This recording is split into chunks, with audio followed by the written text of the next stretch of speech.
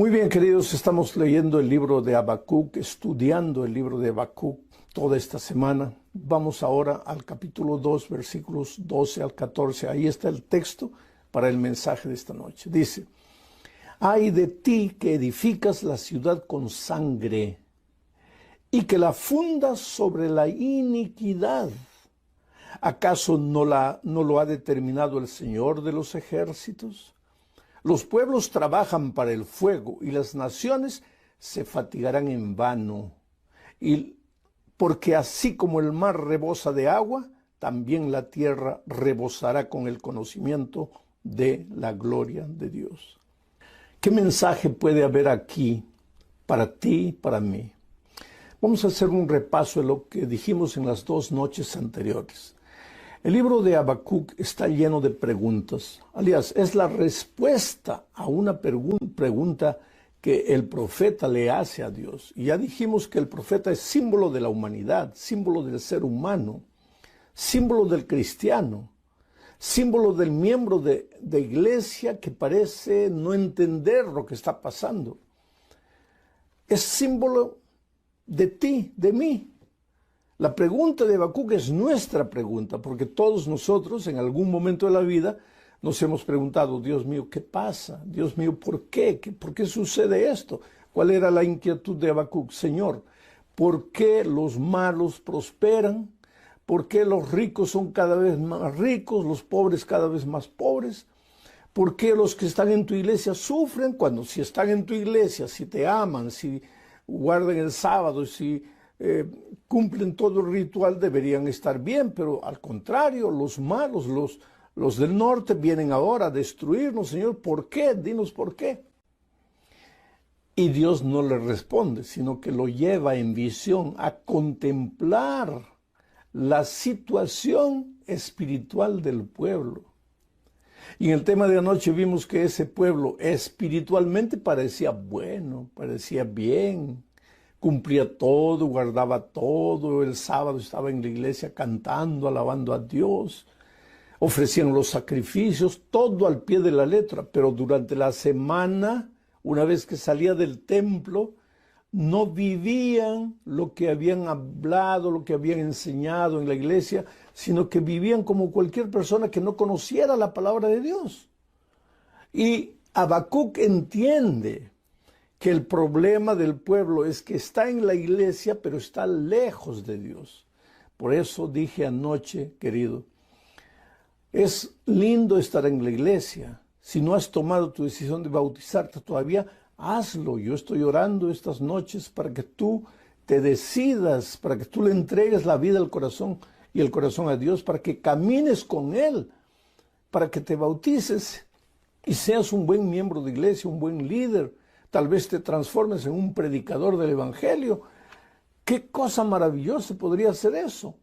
Pero más preocupado que en aceptar teoría únicamente, debes pedirle a Dios que te dé un nuevo corazón, una nueva mente, un corazón nuevo, transformado, que extraiga de ti el egoísmo, el orgullo, y que te coloque el carácter de Jesucristo, porque solo entonces el evangelio tiene valor, cuando deja de ser teoría y se torna vida práctica.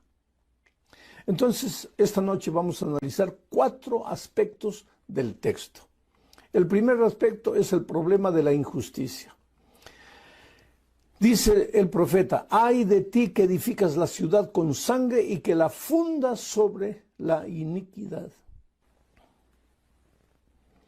Ay de ti que edificas la ciudad con sangre y que la fundas sobre la iniquidad. Y no está hablando solo de la persona que no conoce a Dios, está hablando de los que no conocen a Dios y también de los que conocen a Dios y están en la iglesia y cumplen todo el ritual de la iglesia.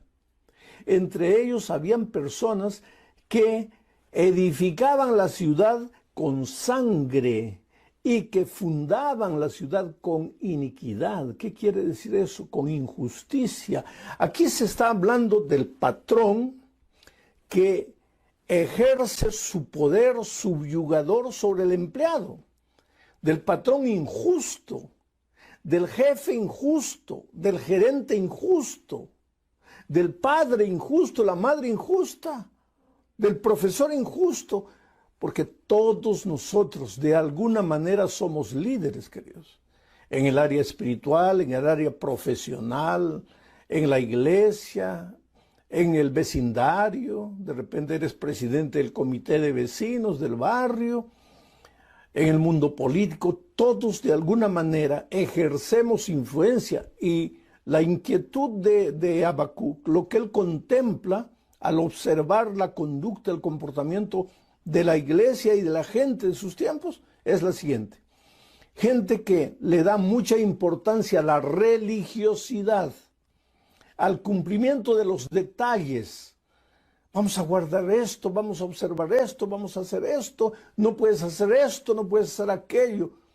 Mucha importancia a esas cosas, pero no le da importancia a los valores interiores del cristianismo.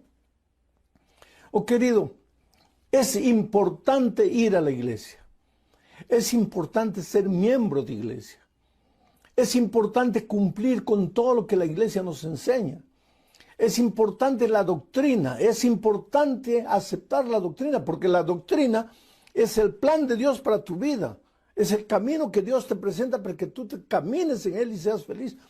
Todo eso es importante, pero, escucha, pero no es más importante que la vida interior. El grande maestro religioso, líder hindú, llamado Mahatma Gandhi, estudió toda la doctrina cristiana, y un día después de estudiar todo, concluyó: la doctrina es maravillosa. Yo me volvería cristiano si no fuese por causa de los cristianos. ¡Qué cosa terrible! Esta es una bofetada contra nosotros los que nos llamamos cristianos. La doctrina es maravillosa, la teoría es perfecta, pero la realidad de la vida no está de acuerdo con la teoría. Por eso, querido, mi oración y mi llamado toda esta semana para ti es: no le entregues solamente la mente, quiere decir, no absorbas solamente el conocimiento teórico. Yo sé que tú has venido estudiando la Biblia hace muchos días, semanas, tal vez meses, y quién sabe, esta noche yo esté predicando a alguien que ya viene estudiando la palabra de Dios hace años. Y tú también te deleitas con el aspecto teórico del mensaje de Dios. Te gusta estudiar la Biblia, y te gusta hasta ir de vez en cuando a la iglesia y escuchar la palabra de Dios.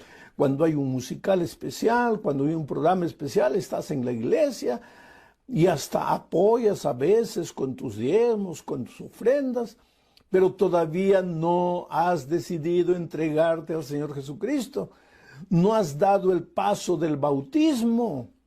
Quiere decir, es importante la teoría, pero mi interés, mi preocupación, el sentimiento que invade mi corazón no es solamente que te hagas miembro de iglesia. Yo soy miembro de iglesia, soy bautizado, y yo te estoy invitando a que te unas al pueblo de Dios, porque Dios tiene su pueblo en esta tierra. Pero no basta eso. Lo primero que tienes que hacer es pedirle a Dios que transforme tu vida. Que el deshonesto deje de ser deshonesto y se vuelva un hombre honesto.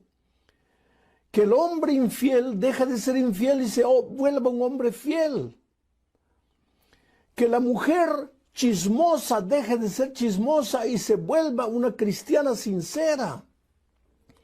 No solamente que cantes bonito, que te emociones, que te deleites en la palabra de Dios, sino que la palabra de Dios eche raíces en tu vida y produzca frutos. La mayor predicación del Evangelio al mundo es el reflejo de la gloria de Dios. ¿Y qué es la gloria de Dios? Su carácter. No tiene mucho poder la predicación solamente de la boca cuando no está acompañada de una vida transformada por Dios.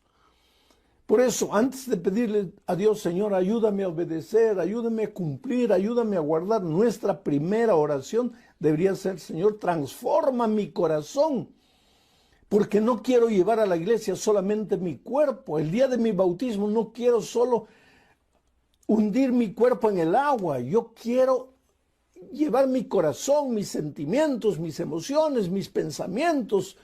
Señor, purifica lo que hay aquí dentro de mi cabeza, purifica lo que hay en mi corazón, hazme un hombre, hazme una mujer sincera. Ese debería ser el clamor de todo aquel que entiende la palabra de Dios y quiere caminar con Jesucristo. Pero en el pueblo de Dios de aquellos días, en los días de Habacuc, no había justicia, quiere decir, en la iglesia había justicia. En la iglesia todos cumplían, todos seguían, todos guardaban. Pero cuando salían afuera, el patrón abusaba del empleado, el esposo abusaba de la esposa, el líder del vecindario abusaba del vecino. Quiere decir, no vivían el evangelio, solamente lo conocían teóricamente. Ahora, queridos, ¿cómo podemos ser hombres justos en medio de un mundo injusto? Ahí tenemos que recordar que la justicia no es un concepto. La justicia no es un conglomerado de ideas. ¿Cómo ser un hombre justo en medio de un mundo injusto? Ahí tenemos que recordar que la justicia no es un conjunto de ideas, no es un conglomerado de teorías. La justicia es una persona, la persona maravillosa de Jesucristo.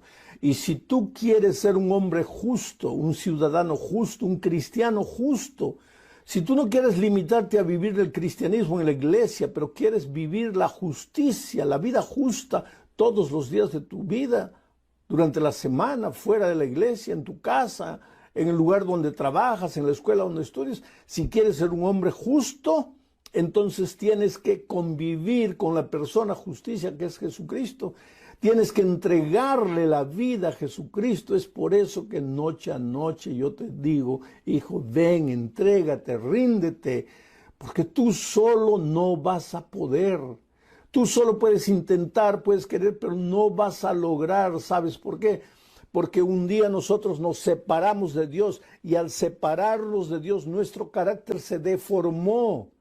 Ahora, con ese carácter deformado recibimos la palabra de Dios, recibimos la teoría del Evangelio. Y el Evangelio entra en la mente, entra en la cabeza, pero no entra en el corazón, no transforma la vida.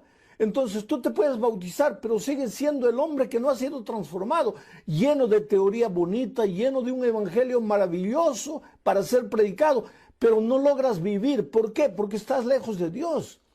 Pero si me bauticé, sí, te bautizaste, pero no le entregaste el corazón a Dios. Le entregaste solo tu cuerpo. Y aunque yo te suplico, querido, si no te has bautizado todavía, decídete y entrégate al Señor Jesús. Mi interés es entrégale la vida y el corazón a Jesús. Dile que tú no puedes, que has luchado, que has intentado, pero que no puedes. Deja que Dios haga por ti lo que tú no puedes hacer. ¿Cuántas veces he encontrado gente que estudia la palabra de Dios, quiere bautizarse, pero dice, pastor, yo quisiera bautizarme, pero es que todavía no he dejado la bebida, todavía no he dejado el cigarro, y para ir a la iglesia, para bautizarme, tengo que vencer esto? Claro que tienes que vencer, pero tú solo no lo vas a hacer, no lo vas a hacer.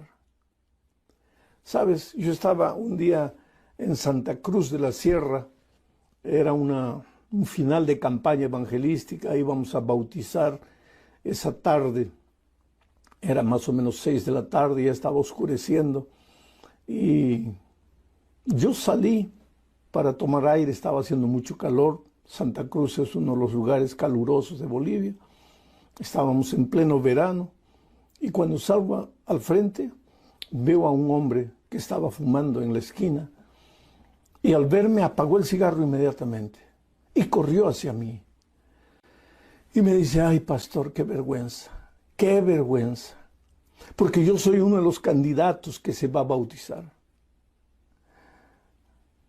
Lo miré y él estaba así, avergonzado, apenado, dicen en algunos países, triste. Se sentía derrotado, fracasado, no solo porque el vicio lo dominaba, sino porque yo lo había descubierto en flagrante. Pero entonces lo abracé y le dije, mira, no te preocupes. Pero pastor, le prometo que esta es la última vez. Yo salía a fumar este último cigarro porque yo quiero bautizarme, pero ahora que usted me ha descubierto, yo no sé si debo bautizarme o no. Le digo, mira, no me prometas a mí. Tú no tienes nada que prometerme a mí. Tú dile en tu corazón, Señor, hasta aquí. He luchado solo, he vivido solo, y aunque la doctrina me agrada, y aunque estoy de acuerdo con la doctrina, y aunque he aceptado la doctrina y quiero bautizarme, mi lucha, pastor, es con el cigarro. Dile a Dios, Señor, haz maravillas en mi vida. Saca de mí este deseo, porque yo no puedo. Yo te puedo prometer 1000 veces, pero no lo voy a cumplir. Entonces, dale a Dios la oportunidad de vencer. Pero pastor, ¿debo bautizarme? Si tú depones tus propias armas, si tú renuncias a tus propios esfuerzos, si tú le entregas el corazón a Dios y crees y confías en Dios, ve adelante y bautízate, si has tomado la decisión. Y me dice, ¿podría hacer una oración por mí? Y oré. Y ese hombre se bautizó. Años después, me invitaron, yo estaba en Santa Cruz de nuevo, me invitaron a una cena. Habían varios líderes y de repente uno de ellos se acerca y me dice, pastor, ¿usted se acuerda de mí? Le digo, no sé, tal vez nos hayamos visto por ahí, no me acuerdo. Me dice, pastor, una vez yo me iba a bautizar, estaba fumando afuera, usted salió y me descubrió, ¿se acuerda? Y claro que me acordé instantáneamente. Y oí, ahora soy anciano de iglesia, pastor. Y desde aquel día nunca más fumé. Y hoy día no me explico cómo durante casi 30 años yo fui un esclavo del cigarro. Pero hoy entiendo que siempre que quise vencer, vencí, luché solo. Entonces, mi querido amigo, yo te digo una cosa. No importa si tú estás atrapado en la bebida, atrapado en cualquier vicio, atrapado en cualquier tentación de este mundo que te va tragando como arena movediza, entrégale al Señor Jesús tu vida. Si estás atrapado del egoísmo, si estás atrapado de ese formalismo, de esa vida doble, que en la iglesia eres uno y durante la semana practicas injusticias hasta con las personas que tú amas, pero tú no quieres ser así, entrégale el corazón a Jesús y dile que te transforme. Ahora entro en la segunda parte del texto, porque el texto dice, ay de ti que edificas la ciudad con sangre y que la fundas sobre la iniquidad, hablando del hombre, miembro de iglesia injusto. Pero sigue diciendo, ¿acaso no lo ha determinado el Señor de los ejércitos? Aquí está hablando de que Dios siempre está en el control del universo, de las vidas. ¿Acaso no lo ha determinado el Señor de los ejércitos? Oh querido, Dios es soberano. Aquí abajo en la tierra los hombres podemos hacer lo que querramos. Los seres humanos podemos vivir como querramos, pero Dios no ha perdido el control de las cosas. No es porque tú vas a encontrar el caso de uno u otro que no vive el evangelio dentro de la iglesia, que Dios no está en el control de la iglesia. Dios está en el control de las vidas, está en el control del universo, está en el control de las iglesias, de las familias, de dos maneras. Primero, Él inspirando. Y cuando el hijo es sincero, se deja inspirar por Dios y camina en sus caminos. Pero cuando el hijo es duro de corazón, rebelde, Dios permite que el hombre haga lo que quiere, que viva lo que quiera, como quiera. Pero no es porque Dios no pueda intervenir en esa vida, sino porque Dios permite. Por eso digo que Dios dirige la vida de dos maneras. O Él te inspira, o Él te obedece, o Él te permite. Si te inspira y le obedeces, gloria a Dios. Pero si eres rebelde y no quieres obedecer, Él te permite. Pero tú te vas encaminando a tu propia destrucción. No es porque Dios no intervenga poderosamente en tu vida que Dios no pueda intervenir. Cuando Dios nos creó con libertad, oh querido. Dios te dio libertad. En el momento que naciste, Dios te creó libre. Libre para decir sí y libre para decir no. Libre para aceptar su palabra, dejarte guiar por sus consejos, pero también libre, si tú quieres, para caminar en tus propios caminos y hacer tu propia voluntad. Pero te digo una cosa, tan cierto como en este momento yo estoy hablando y tú me estás oyendo, tan cierto como eso, un día tú y yo vamos a tener que darle cuentas a Dios de la libertad que Él nos dio. Entonces no es porque en este mundo no sientes la mano pesada de Dios en tu vida que Dios no existe. Yo siempre cuento la experiencia de cuando yo trabajaba con jóvenes. Me llamaron en una ocasión para hablar con un grupo de adolescentes que estaba arrancando hojas de la Biblia para fumar ahí marihuana. Dicen que el mejor tipo de papel para envolver marihuana es el papel tipo Biblia. Y ese papel no se encuentra fácilmente en las librerías. Entonces para estos muchachos era más fácil comprar una Biblia, arrancar las hojas y fumar ahí. Y fui a hablar con ese grupo de jóvenes. Y el líder de ellos, un muchacho tal vez de, ¿qué? 15 años, no más que eso. Yo le digo, pero hijo, ustedes no pueden hacer eso con la palabra de Dios. Y él me mira todo desafiante y dice, ¿palabra de quién? Palabra de Dios. Y él me dice, ¿qué Dios? Dios no existe, existirá para ti, no para mí. Déjame tranquilo, yo soy libre. ¿Qué te metes en mi vida? Realmente yo no tengo que meterme en la vida de nadie. Y para él no hay Dios. Y él dice, ¿palabra de quién? Palabra de Dios. Pero si Dios no existe. Y comenzó a hablar improperios de Dios. Y querido, yo soy un ser humano. Yo no soy Dios. Yo también soy un pobre pecador que cada día quiere reflejar el carácter de Dios, cada día busca a Dios diciéndole, Señor, haz por mí lo que yo no puedo hacer por mí mismo. Y yo como ser humano a veces también pierdo la paciencia, cosa que Dios no hace. Dios nunca pierde la paciencia, porque Él es manso y humilde de corazón. Pero yo a veces me pongo nervioso. Y especialmente cuando alguien habla mal de la iglesia, a pesar de las debilidades que puede haber en la iglesia, cuando habla mal de los líderes, cuando habla mal de la palabra de Dios, o cuando habla mal de Dios, me deja nervioso.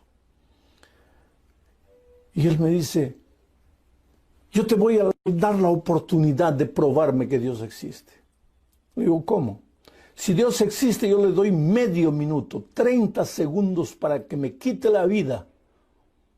En esos tiempos eran tiempos de reloj, hoy día ya nadie usa reloj porque todo el mundo tiene el celular en la mano. Y él comenzó a contar el tiempo en su celular. 1, 2, 3, 4, 5, 20, 25, 30. Y me miró socarronamente y me dijo, ¿palabra de quién? Y sabes, en mi corazón, yo levanté los ojos al cielo y dije, oh, Dios mío, está bien. No lo mates, pero por lo menos dale un golpe, tíralo al suelo, revuélcalo. ¿Cómo puedes permitir que un mozalbete de 15 años te desafíe y no haces nada? Pero Dios es Dios. Dios nunca pierde la paciencia. Es por eso que tú vives una vida torcida, tal vez, si no conoces la palabra de Dios. Es por eso que tú tal vez me estás escuchando por la emisora Radio Nuevo Tiempo, Nuevo Amanecer, y estás ahí en un bar riéndote de lo que estoy predicando. Pero como están transmitiendo el mensaje a través de los parlantes del barrio, de la ciudad, estás escuchando. Tú puedes reírte. Tú puedes decir que todo esto que estoy hablando es mentira. Y tú puedes decir que Dios no existe porque no interviene poderosamente en la vida. Pero querido, mañana, cuando tu carro caiga al abismo y sientas que la muerte te llega, mañana cuando el COVID se apodere de tu cuerpo y sientes que la vida se te va, mañana cuando tus negocios se van a la desgracia y acaba todo y pierdes todo, en ese momento quiero que hagas la pregunta si Dios existe o no existe. Hasta el más ateo en ese momento levanta los ojos a Dios y clama a Dios y dice: Dios mío, ¿dónde estás? Ayúdame, Señor, bendíceme. Eso es lo que sucedió cuando yo tenía 20 años, estaba comenzando la Copa Mundial, el Campeonato Mundial de Fútbol en México 70, cuando hubo un terremoto terrible que mató casi 100,000 personas en mi país. Yo tenía un vecino ateo que se reía, se burlaba de mí. Que esa tontería de Dios. Y cuando vino el terremoto terrible, yo salí de la casa y cuando llego a la calle, ¿a quién lo veo arrodillado, clamando por la misericordia de Dios? A mi vecino ateo. Porque así somos los seres humanos. Claro, cuando hay salud, cuando hay vida, cuando todo va bien, pues ¿para qué Dios? ¿Dónde está Dios? ¿Quién es Dios? Pero cuando la tierra te tiembla debajo de tus pies, cuando tus fuerzas humanas se van, cuando el médico te dice que para tu cáncer ya no hay solución, ¿a dónde vas? ¿En quién confías? Tú puedes intentar los caminos oscuros de los pactos con los demonios, el espiritismo, la brujería, la hechicería, pero cuando la tierra tiembla debajo de tus pies, solo Dios puede solucionar tu vida. Solo Dios te puede traer auxilio. Por eso Dios está en el control de la vida, en el control del universo, en el control de las personas, pero de las personas solo si le dejamos asumir el control. Por eso Habacuc pregunta: ¿acaso no lo ha determinado el Señor de los ejércitos? Aunque escojas el bien, es porque Dios te permite. Porque Dios, aunque escojas el bien o el mal, es porque Dios te ha dado libertad y Dios te permite. Llego al fin de mi mensaje hoy hablando de la fugacidad de las cosas cuando Dios no está presente en la vida. Dice el texto: los pueblos trabajarán para el fuego y las naciones se fatigarán en vano. Si tú no llevas a serio las cosas divinas, si tú no le entregas el corazón a Dios, si tú no permites que Dios tome posesión de tu ser entero, de tu familia, yo te digo una cosa: todo lo que trabajas no te alcanzará. Todo el dinero que consigas se te irá de las manos, porque los seres humanos trabajarán para el fuego y las naciones se fatigarán en vano. Hay gente que dice: pastor, ¿por qué? A mí nada me va bien, me levanto de mañana, vuelvo en la noche, trabajo. El otro día alguien me decía: pastor, si de algo me pueden acusar a mí, no es de ociosidad. Yo soy una persona que trabaja, que lucha, que se esfuerza, pero nada me va bien. ¿Por qué? Porque estás trabajando para el fuego y porque te fatigas en vano. ¿Y por qué? Porque Dios no está en el control de tu vida. Si ya has probado de todo, si ya has tocado todas las puertas, ¿por qué no le entregas el corazón a Dios? ¿Por qué no te rindes a Él?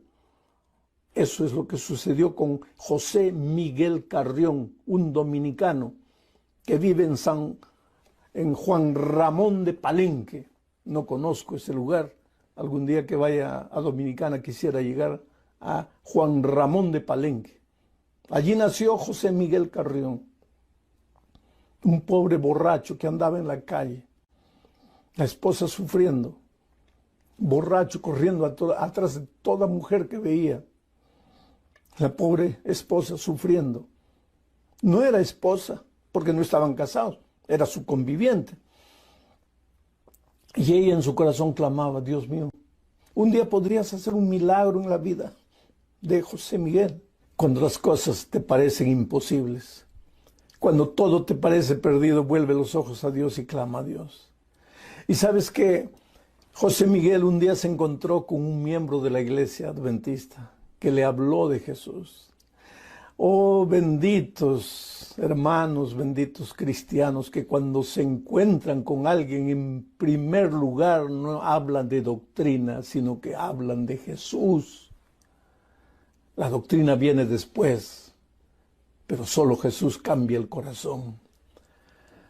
Y José Miguel fue conociendo a Jesús poco a poco y comenzó a estudiar la doctrina y descubrió las maravillosas verdades de la palabra de Dios. Y descubrió que Dios tiene una iglesia en esta tierra y se bautizó. Pero antes de bautizarse tuvo que casarse. Antes de casarse tuvo que decirle a la esposa que estaba estudiando la palabra de Dios.